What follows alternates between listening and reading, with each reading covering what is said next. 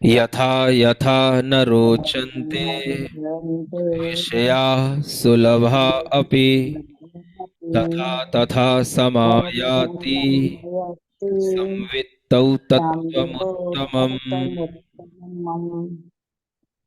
ये गाथा नंबर 38 है। जैसे जैसे सुलभ पंचेंद्रिय के विषय, जैसे जैसे जो पंचेंद्रिय के विषय भी आत्मा को अच्छे नहीं लगते, वैसे वैसे अनुभूति में उत्तम तत्व प्रतिभाषित होने लगता है।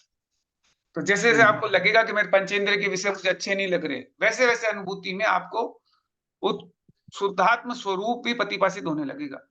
उत्तम तत्व तभी आप प्रतिभाषित होगा आपका अनुभूति में, तभी एक्सपीरियंस में आएगा, नहीं तो आपके एक्सपीरियंस में आ ही नहीं सकता। अगर आपको एक्सपीरियंस में अगर शुद्धात्म चाहिए तो आपको पंचेंद्रिय के विषय कभी अच्छे लगेंगे ही नहीं। अगर वो अच्छे लग रहे हैं इसका मतलब कुछ ना कुछ गड़बड़ है, पहले उसको चेक करो। आप बता रहे हैं सब पंचेंद्रिय के मन लगते हैं, कोई कोई के तो लगते हैं। हाँ, कुछ कुछ लगते हैं, लेकिन वो कम होते जाएंगे ना। जैसे जैसे पंचेंद्रिय के विषय कम होते जाएंगे वैसे वैसे शुद्धात्मा बढ़ते जाएगा।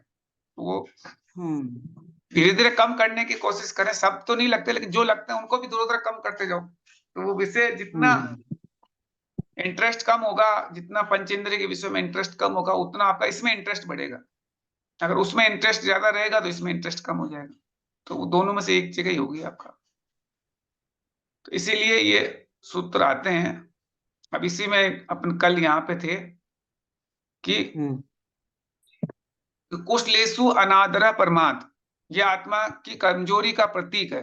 कुशल कार्य का अर्थ है जिससे हमारा हित हो, भला हो, उस कार्य के प्रति अनादर प्रवृत्ति होना प्रमाद है।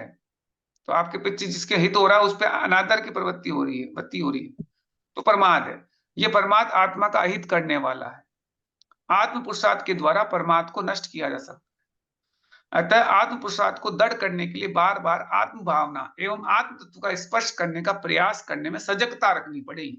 बस आपको जागरूक करना पड़ेगा, अपने को सजग रखना पड़ेगा, ताकि आत्म और आत्म तत्व को स्पर्श कर सको आप।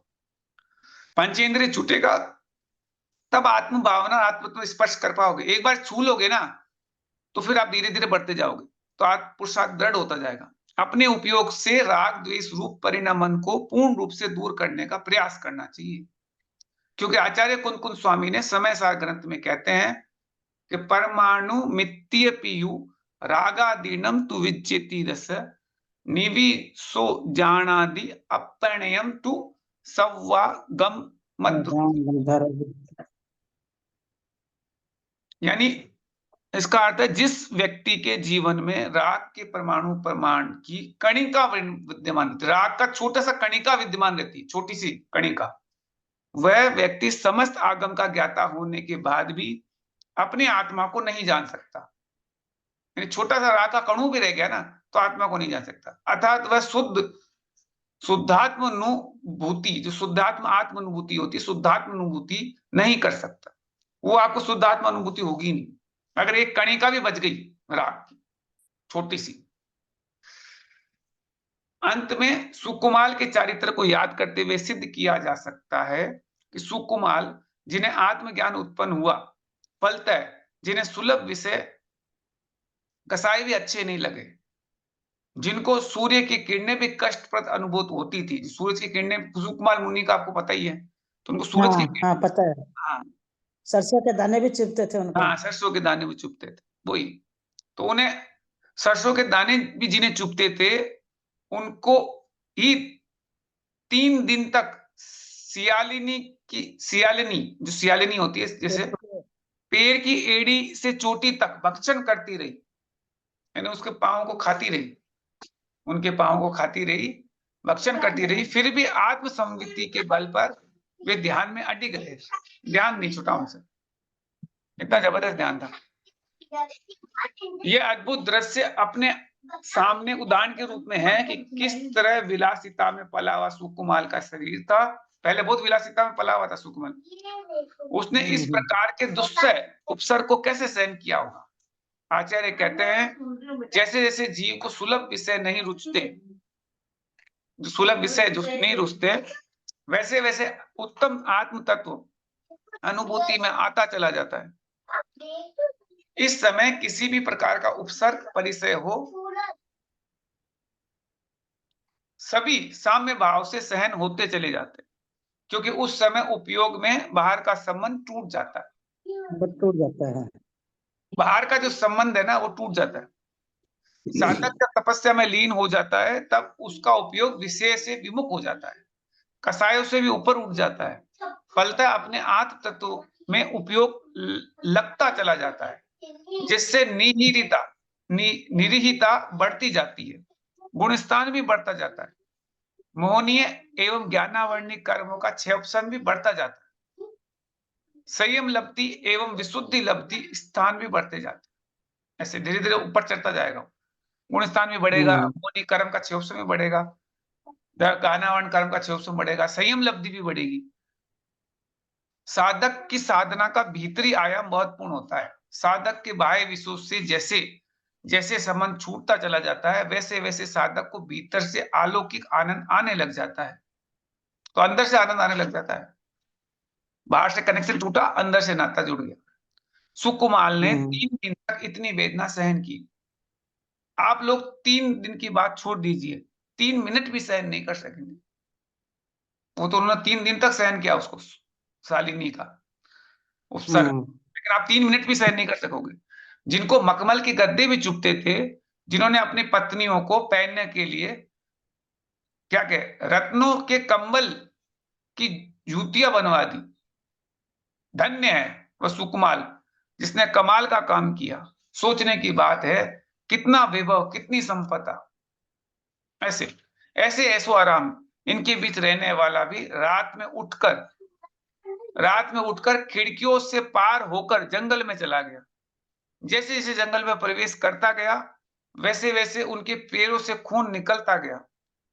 जहां जहां कंकड़ पत्थर चुभे, वहां खून के धब्बे बनते गए। आप लोग भी भजन में बोलते हैं ना, चले हैं सुकुमाल देखो मुनि बन के, पैरों में लहू आज बहे छन छन के चले। चले हैं सुकुमाल देखो मुनि बन के, ऐसे भजन है एक। हम्म। वो चल रहे थे तो पाँव में उनके पाँव के अंदर चुभ रहे थे कांटे, तो उसे खून निकल रहा था, लेकिन वो चलते गए, गांव जंगल में जाते गए। व्रज विषभ नाराज सहनन था, फिर भी शरीर इतना कोमल, हड्डियां वज्र जैसी थी, फिर भी सरसों का दाना चुभता था। ये सब उपयोग की बात है, भीतरी मन की बात है। ये उपयोग क्या है आपका? उनका शरीर तो बहुत मजबूत था, लेकिन सरसों का दाना भी चुभता था। ये सब उपयोग की बात है, भीतरी मन की बात है। मन की शरीर के प्रति जितना अधिक मोह होता है, उतना ही अधिक शरीर के कष्टों की ओर ध्यान जाता है। ये बहुत बड़ी बात बताई। जैसे जिस मन में शरीर के प्रति जितना ज्यादा मोह होगा, जितना ज्यादा शरीर के प्रति मोह होगा, उतना ही अधिक शरीर के कष्टों की ओर ध्यान जाएगा। शरीर की तरफ कष्ट की ओर ध्यान जा रहा है, इसका मतलब है आप मन में शरीर के प्रति मोह कर रहे हो, तभी शरीर के कष्ट की तरफ ध्यान जा रहा है, तो नहीं जाएगा, अन्यथा नहीं जाएगा। शुक्ल लेस्या के साथ सर्वा सिद्धि चले गए, जो सुकुमाल मुनि आज भी वहीं रहेंगे, वहीं होंगे वो सब सर्वा सिद्धि में ही है सुकुमाल मुनि। आचार्य कुंद भगवान ने कहा कि आत्म ध्यान की साधना एवं रत्नत्रय की आराधना के लिए कोई संगठन प्राप्त है, कोई संस्थान की कोई बात ही नहीं। आपको कुछ ये मेरे को उत्तम सेनन नहीं है ऐसे बोलते हैं ना, अपने मेरे पास वो नहीं है, कोई संस्थान उत्तम नहीं है, इसकी बात नहीं। साधना तो क्या साध्यभूत मुक्ति को भी प्राप्त साधना तो क्या साध्यभूत मुक्ति की भी प्राप्ति किसी भी संस्थान के द्वारा हो सकती है। कोई भी संस्थान हो आप, उसमें प्राप्ति हो सकती है। कहने का तात्पर्य है कि आज भी आपको रत्नत्रय की आराधना एवं साधना करने की लिए किसी भी चीज की कमी नहीं है। कोई कमी नहीं होगी हमारे पास, ये नहीं है वो नहीं है, कोई कमी नहीं है। यदि कमी है तो मात्र भावों की कमी है, भावों की कमी है, बस एक ही चीज। वो कहते सब पंचम काल है, उत्तम सहनन नहीं है, कैसे सहन होगा, कैसे सर्दी लगी सहन करेंगे, कैसे गर्मी सहन करेंगे, क्या करेंगे, रत्नत्रय को कैसे आराधना करेंगे। तो बस ये भावों की कमी है आपकी, बाकी किसी चीज की कमी नहीं है आपके पास। भाव नहीं है तो कैसे कैसे रत्नत्रय धारण कर लोगे। कैसे मोक्ष भाग्य में आगे बढ़ो। आत्म साधना करने के लिए तो आपको मन से शरीर के प्रति मोह को कम करना पड़ेगा, वो नहीं होता बस, बाकी सब चलता रहता है। आचार्य गुणवत स्वामी जी ने भी आत्मानुशासन ग्रंथ की कारिका 148 में कहा है कि जिसके कसायों का उफान उपशमित हो जाते हैं, जिसको पंचेंद्रिय के विषय अच्छे नहीं लगते, उसके लिए ही आत्म ध्यान एवं आत्मचिंतन की बात रुचिकर होती है। वही आत्मानुशासन का आनंद लेने योग्य होता है। ये गुणवत स्वामी जी के ग्रंथ है आत्मानुशासन, उसमें लिखा है ये सेम बात। तो कसायों का उफान को आप दबाना पड़ेगा, तब आगे बढ़ेगा। आप लोग तो, अब क्या बोल रहे हैं, आप लोग तो दूसरों की निंदा सुनने में, दूसरों के दोष खोजने में घंटों घंटों तक विदाउट इंटरवेल के समय लगाते रहते हैं। खूब लंबी लंबी चर्चा करा लो, नींद आने का समय हो तो भी सावधान हो जाते हैं, लेकिन स्वाध्याय सुनने का या करने को कहोगे तो नींद का समय नहीं होने पर भी नींद आना प्रारंभ हो जाती है। क्या कहते हैं, जो स्वाध्याय की बात आ गई, एकदम सही बात है ये। हाँ, तो फिर नींद नहीं आने का समय तो भी नींद प्रारंभ हो जाएगी। ऐसे है, बहुत बार हो जाता है ना, बात आने हाँ। लगती है। तो कह रहे हैं कि स्वाध्याय चालू होते ही व्यक्ति ऊँघने लगता है। उस समय पूछो कि सुनो तो कहते हैं उस समय सुन तो पूछो रहे हो तो। सुन तो रहे हो, आओ, कह देते हैं हाँ आओ, सुन रहे हैं साहब, आओ आओ सुन रहे हैं। फिर बाद में कहते कि आपको सुनाई तो दे रहा है, तो क्या आओ आओ आओ, तो क्या हो गया। थोड़ी देर बाद फिर पूछो सो तो रहे हो, तो फिर भी नींद में कहोगे आओ कह देते हो, फिर के सो रहे हो तो भी आओ, तो सुन रहे हो तो आओ, तो आओ का मतलब वही है, ध्यान तो वही नहीं। तो सो रहे हो तो हाँ आओ, सो भी रहे हो, उसका मतलब रुचि की बात है, रुचि नहीं है। सामायिक करने बैठते हैं तो कमर में दर्द होने लगता है, देखते सामायिक करने बैठते तो कमर में दर्द होने लगता है, माथा दुखता है, माला फिरती नहीं, चक्कर आने लगते हैं, चक्कर आने लगते, ऐसे हो जाता है, हालत खराब हो जाती है। एक जगन्य सामायिकी में कितने बार आसन बदलना पड़ते हैं, वो आसन बदलते रहते हैं, कभी पाँव ऐसे करें कभी ऐसे करें, आसन बदलते रहते हैं। उसी समय यदि दुकान जाने को कह दो तो सब ठीक हो जाता है, दुकान में जाने को बोलो सब ठीक हो जाएगा। रीढ़ की हड्डी भी सीधी हो जाती है, कमर का दर्द था ये भी भूल जाते हो, सब भूल जाते हैं दुकान का टाइम आए तो, और ऐसे सब चक्कर भी रफू चक्कर हो जाता है।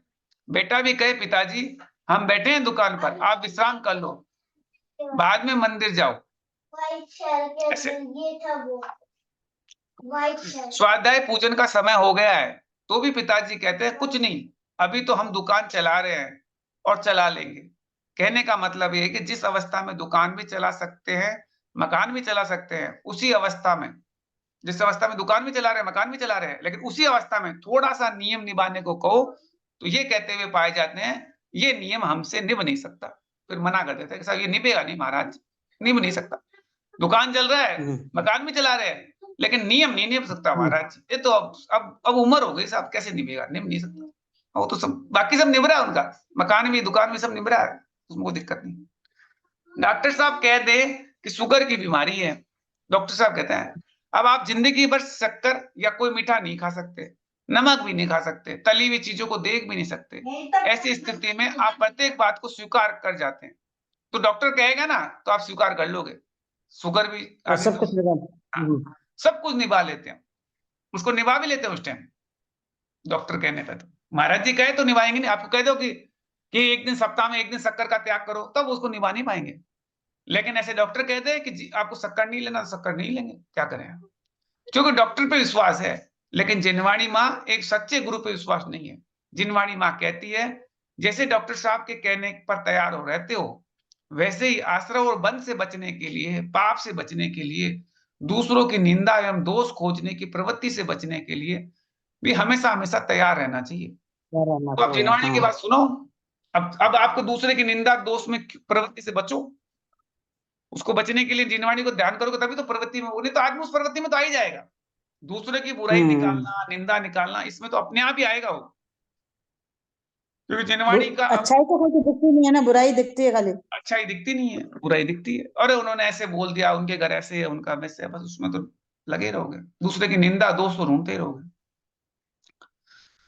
आचार्य गुणवंत महाराज जी कहते हैं कि जिसको विषय कसाय अच्छे लगते हैं, आरंभ और परिग्रह के प्रति उत्साह रहता है। जो आरंभ होता है ना बिजनेस, जो आरंभ, तो परिग्रह के प्रति उत्साह रहता है। धन संग्रह के लिए भी दिन रात श्रम करने के लिए तैयार रहता है, लेकिन धार्मिक बातों में मौन रहता है। वो बाकी के लिए तैयार रहेगा पर धार्मिक बातों में मौन रहता है। दान पुण्य कार्य भी अच्छे नहीं लगते। ज्ञानावर जो गाथा है इसके बारे में लिखा है, शादी विवाह के अवसर हो तो यूं तो लाखों का धन यूं ही बरसा देता है। मंदिर निर्माण की यदि बात सामने आती है तो वही लोग ऐसा कहते हुए पाए जाते हैं, भैया इस साल तो दुकान ही नहीं चली, ऐसे बोलते हैं। वही जब मंदिर की बात आए ना, चंदा मांगने कोई आ जाए, भैया इस साल तो दुकान ही नहीं चली, अभी उधारी में काम चल रहा है, इत्यादि।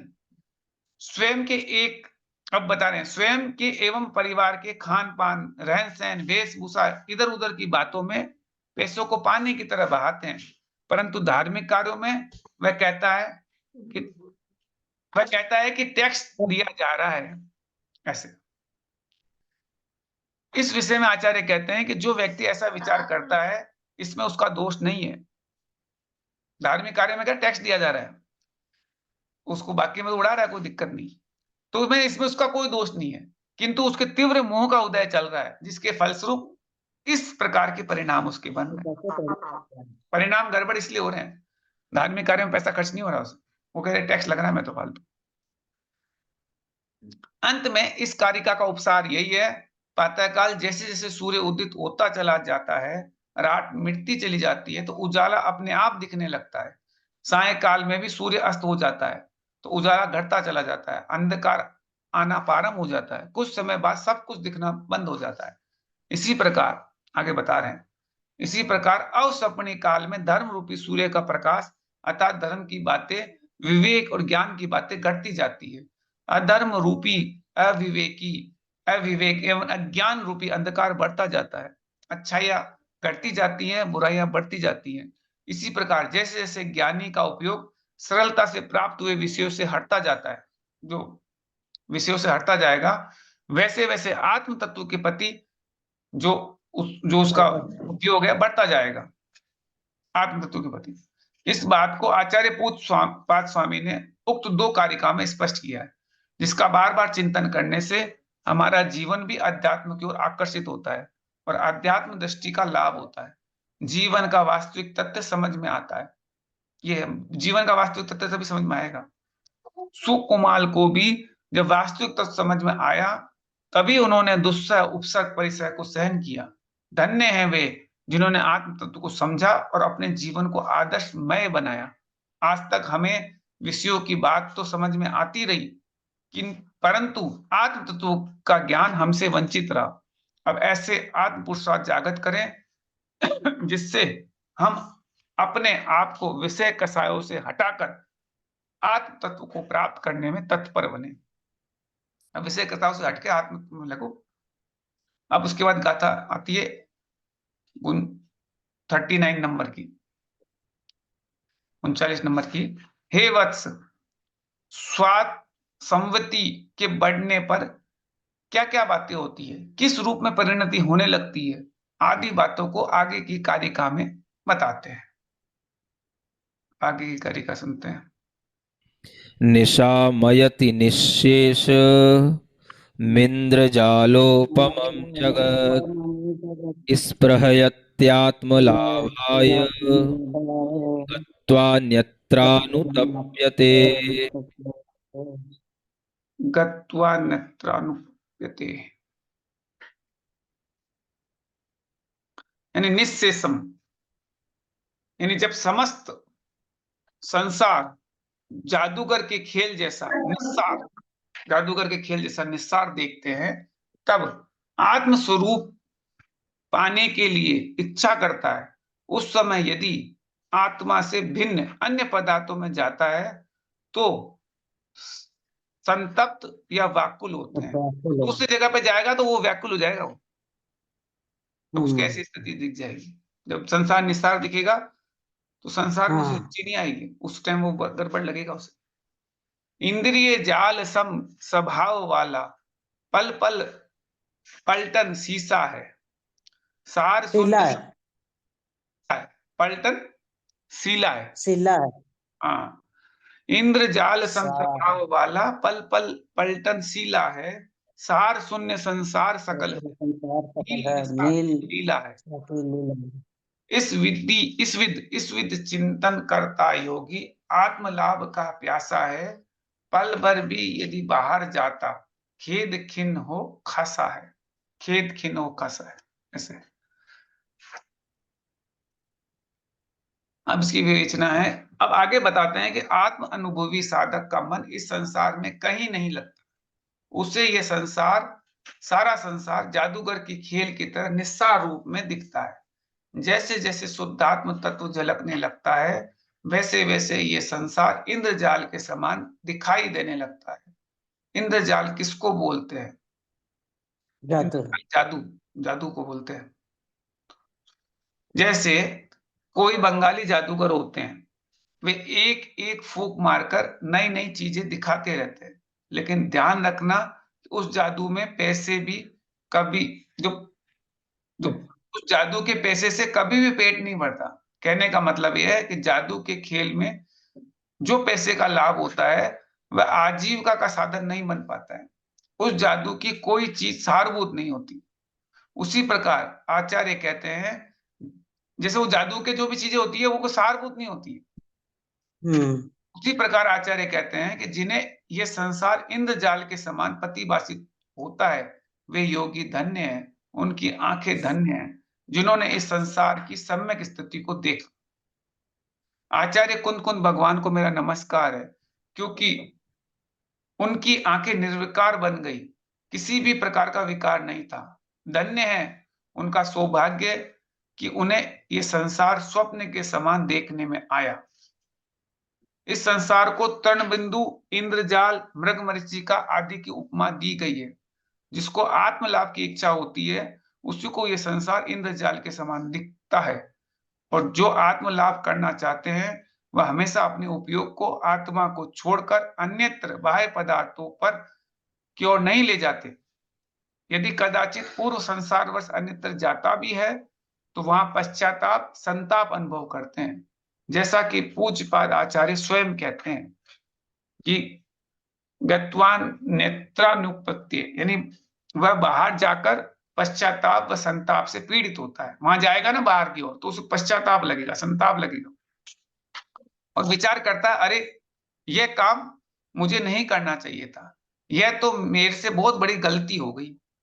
ऐसे वो संसार का कोई कार्य करेगा भी ना तो उसे ऐसा लगेगा अरे ये तो मेरे से बहुत बड़ी गलती हो गई, मेरा काम तो आत्म स्वभाव में रहने का था, कहाँ चला मैं, कहाँ भटक गया मैं। इस प्रकार के पश्चाताप एवं प्रतिक्रमण करता है आत्मा।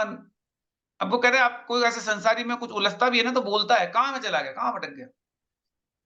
आत्मलोचना करता है, आत्मनिंदा करता है, प्रायश्चित लेता है और पुनः तप में लीन हो जाता है। यह योगी की चर्या है। योगी विद्यार्थी के समान सावधान रहता है। छात्र तो परीक्षा के समय ही विशेष सावधान रहता है, बाकी 365 दिन अध्ययन करता है।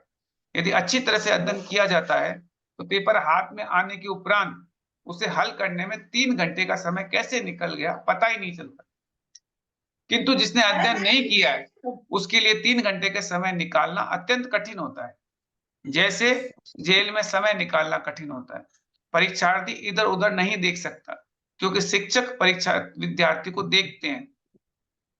नकल करना चाहे भी तो नहीं कर सकता, समय निकल जाता है, फिर घंटी लग जाती है, शिक्षक पेपर लेने आ जाते हैं, ठीक है, पेपर लेने आ जाते हैं, तब वह सोचता है कि मेरा प्रश्न पत्र तो पूर्णतः हल नहीं हो पाया।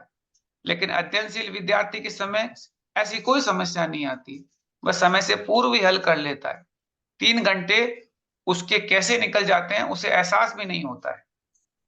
तो अब पढ़ने वाले बच्चे के लिए 3 घंटे में फटाफट पूरा सॉल्व कर देता है, लेकिन जो नहीं पढ़ता है वो इधर उधर बगले जागता रहता है तो पेपर उसका पूरा होता नहीं, उतने में टाइम पूरा हो जाता है, टाइम पूरा हो जाता है। उसी प्रकार योगी, अब योगी की अवसर कंपैरिजन बता रहे हैं, उसी प्रकार योगी जब इस संसार को विषय कषायों से परिपूर्ण इंद्रजाल सम देख लेता है, असार रूप समझ लेता है, परिवर्तनशील समझ लेता है, अपने आत्म तत्व से भिन्न समझ लेता है, तो उसकी आत्म साधना एवं योग साधना में समय कब निकल गया तो उसमें लग जाता है वो तो आत्म साधना योग साधना में, उसे ये विदित भी नहीं हो पाता है। वह तो अध्ययनशील विद्यार्थी के समय जो अध्ययनशील विद्यार्थी के समान समय का सदुपयोग करता है और आत्म तत्व में लीन रहता है, वह हमेशा सफल होता है। जो अच्छे अध्ययन वाला तो क्या है कि उसमें लगा रहेगा, समय को उसमें यूज करेगा आत्म तत्व में। लेकिन जो विषय कसाई प्राणी हमेशा विषय कसाई में रत रहते हैं, आत्मा की एवं संसार की सम्यक पहचान जिन्हें नहीं होती है, वे हमेशा असफल होते हैं। वो लास्ट में फेल होते ही होते हैं। उनकी क्या चर्चा करें हम, वो फेल होंगे, उन्होंने अध्ययन किया नहीं, तो वो लोग क्या फेल होंगे। तो वो विषय कसाय में हमें लगे रहे तो हमेशा पूरी जिंदगी निकल गई, कुछ उन्होंने सफलता आएगी नहीं हाथ में। पेपर एक वो आ जाएंगे वापस, वो जो यमराज आ जाएंगे और ले जाएंगे आपको, और आपने काम तो किया ही नहीं, तो आपने जो करना था आपने किया नहीं, तो लेके जाएंगे। फिर तुम्हारे यार मेरा तो पेपर पूरा ही नहीं है, पेपर तुमने किया क्या, तुमको जो करना था तुमने किया नहीं, इधर उधर पगले झाँकते रहे। ऐसे हो जाता है। अध्ययनशील छात्र ज्यादा अभ्यास करता है, ज्यादा अध्ययन करता है, तो भी अतृप्त बना रहता है और अधिक अध्ययन करने के प्रति उत्साहित रहता है। जो अध्ययनशील व्यक्ति तो उसी में लगा रहता है। उस छात्र को 100 में से यदि 90 नंबर भी मिल जाते हैं तो भी ये सोचता है अभी मैं 10 नंबर से फेल हूं, पूर्ण रूप से पास नहीं हूं। यही स्थिति पहुंचे हुए योगी की होती है। कितनी भी अधिक योग साधना करे तो भी अतृप्त रहते हैं, क्योंकि वे समझते हैं ये मेरा स्वभाव नहीं। दुनिया भले ही कुछ कह दे कि पहुंचे हुए साधु है, पर वे उसमें तृप्त नहीं होते, प्रसन्न नहीं होते। कहते कि बहुत पहुंचे हुए साधु है, लेकिन तृप्त तो नहीं होते उसमें। विचार करते हैं कि मैं अभी भी संसार में हूं, अभी मेरा भी विभाव परिणमन चल रहा है, मैं स्वभाव की जगह विभाव में जा रहा हूं, अभी स्वभाव का अनुभव नहीं हो रहा है, अभी मैं कर्मोदय की अवस्था में हूं, इत्यादि ऐसी भावना चलती है उसकी। मेरी साधना जितनी तीव्र गति के साथ होनी चाहिए वैसी क्यों नहीं है, उतनी स्पीड नहीं है अभी, वो उसमें लगा रहता है। भक्ति करते हुए आचार्य अमृत चंद्र स्वामी जी ने कहा, हे भगवान, आपने संयम की समस्त लब्धि स्थानों को पार किया है, धन्य है आप, धन्य है आपका जीवन। हम भी आपकी भक्ति करते करते यही चाहते हैं कि उन समस्त लब्धि स्थानों को पार कर सके और परमात्मा पद को प्राप्त कर ले। संयम की समस्त लब्धि स्थान को पार करना कितना अनूठा कार्य है। यह अलौकिक बात है और आध्यात्मिक बात है, मात्र बाहरी बात नहीं है। इसकी पहचान करने के लिए या इसकी उपमा देने के लिए दुनिया में कोई दूसरी चीज नहीं है जिससे उपमित किया जा सके। जब अपने ही लब्धि स्थानों को आप नहीं समझ सकते तो भगवान जिन लब्धि स्थानों को पार किया है उसको कैसे जान सकते। तो भगवान ने जिन लब्धि स्थानों को प्राप्त किया उसको कैसे जान सकोगे,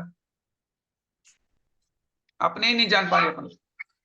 संयम लब्धि स्थानों को बढ़ाने की स्पर्धा होनी चाहिए, तो संयम की लब्धि स्थान बढ़ने की स्पर्धा होनी चाहिए। अहम अग्रे, मैं आगे, ये भाव आना चाहिए। हमेशा अपने आप को संभालने का प्रयास करना चाहिए। यह संसार तो स्वप्नशील है, इस असार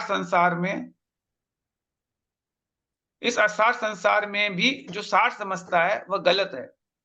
जिस प्रकार स्वप्न में आए हुए जो दृश्य है वो वास्तविक नहीं होते, उसी प्रकार संसार की लीला इंद्रजालिया द्वारा दिखाए हुए खेल के समान है। इस संसार संध्या की लाली के समान सार शून्य अंधकार में है, बस कुछ नहीं है उसमें, सपने की तरह है।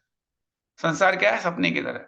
आचार्यों ने संसारी प्राणी को संबोधित करते हुए इस संसार के स्वरूप को अनेक उपमाओं से समझाने का प्रयास किया है, फिर भी समझ में नहीं आता, बल्कि संसार में ही समीचीनता का अनुभव करता है।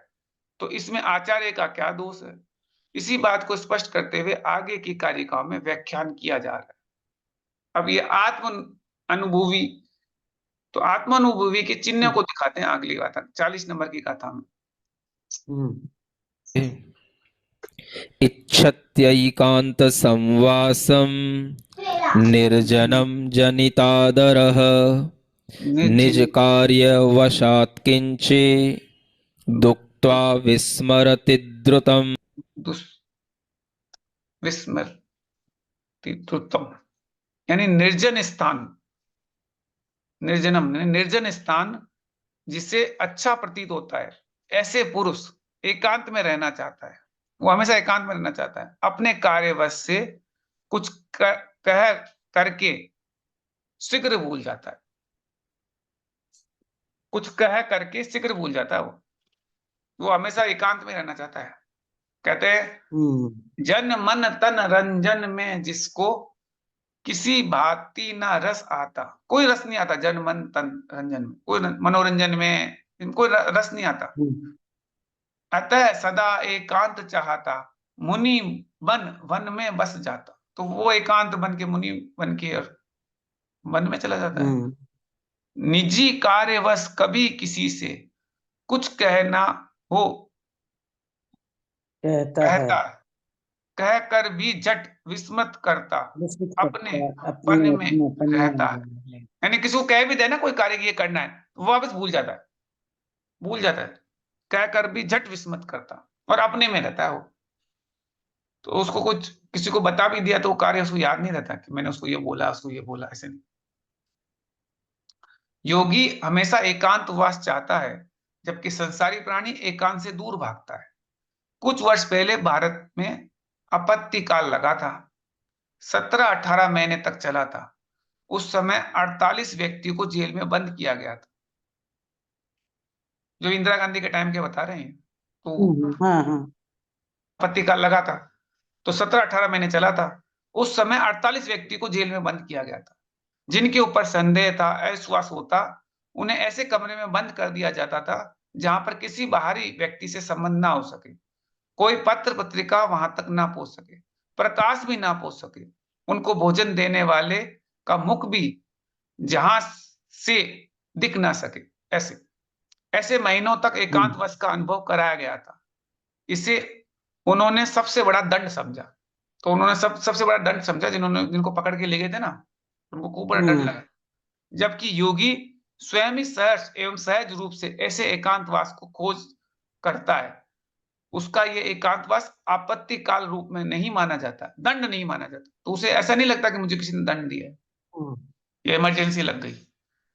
योगी तो ऐसे आपत्ति काल का स्वयं वर्णन करता है। वो एकांतवास तो में मन से जाता है ना, अपने मन से जाता है, वो अपने मन से जाता है ना, इसलिए। मन से जाता है जंगल में और ऐसे एकांत में रहता है, क्योंकि स्वयं वर्ण करता है। आपत्ति काल का स्वयं वर्ण कर रहा है, अपनी इच्छा से गया है। स्वयं वर्ण का मतलब ये एकांतवास में आत्म साधना करने वाले योगी प्रशंसनीय हैं, होते हैं। कोलाहल में रहना पड़े तो योगी सोचते हैं यहाँ तो कोलाहल है, यहाँ कोई हल नहीं है। तो कोलाहल का मतलब यहाँ कोई हल नहीं है, कोलाहल। यह कोलाहल तो पंचेंद्रिय की विषयों की अपेक्षा से मन को प्रसन्न करने का साधन मात्र है, अर्थात मनोरंजन का साधन है। तो वो कोलाहल से दूर रहते हैं ये लोग योगी। तो ये क्या करते हैं कि जहां कोलाहल नहीं हो तो वहां पहुंच जाते हैं, जंगल में कहीं पहुंच जाते हैं ताकि कोलाहल नहीं हो, शोर वोर नहीं हो। जो शहर से दूर भागते हैं, सिटी से दूर भागते हैं, जंगल की तरफ एकांत में जाते हैं। आप लोग भी एकांत में जाकर देख लो, वहां समस्त समन टूट जाते हैं, तो मन अपने आप से शांत हो जाता है। जब कभी किसी को मानसिक अशांति होती हो या मानसिक तनाव होता है तो डॉक्टर जहाँ इंटरनेट नहीं मिलता तब फोन बिना रह ही जाता है अपने आप। हाँ, रह जाता है ना, वही तो। वही बात है।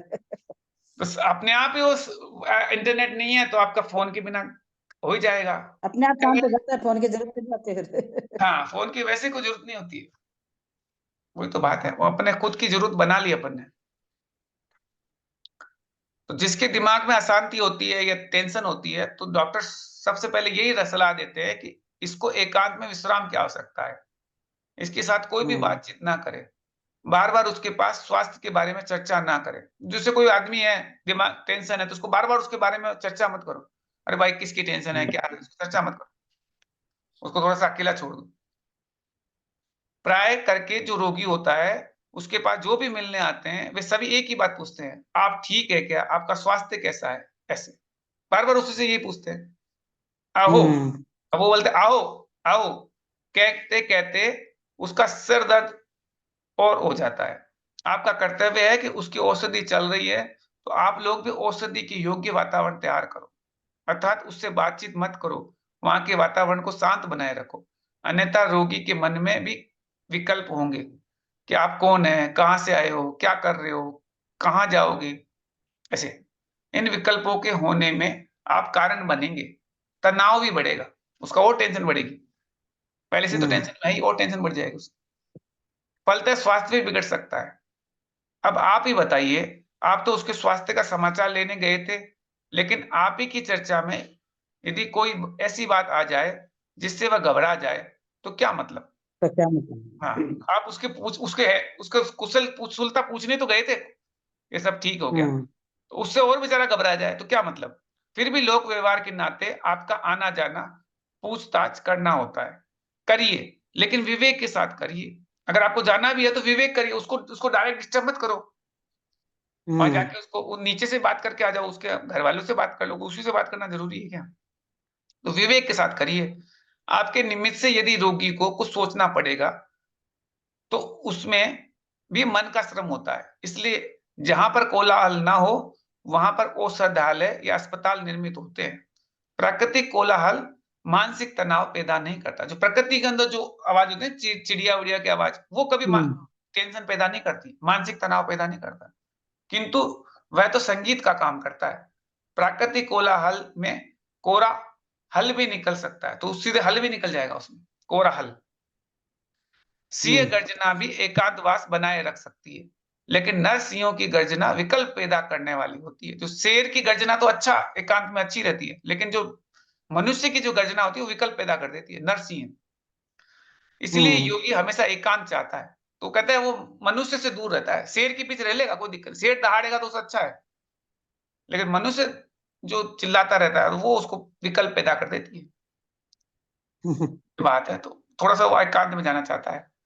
ज्ञानावर्ण ज्ञानार्णव ग्रंथ में आचार्य शुभचंद्र जी स्वामी जी का ने कहा है कि जो योगी योग साधना एवं आत्म ध्यान की साधना करना चाहते हैं वे एकांतवास में रहें, क्योंकि कोई भी निमित्त सामने रहता है तो तत्संबंधी विकल्प भी हो सकते हैं।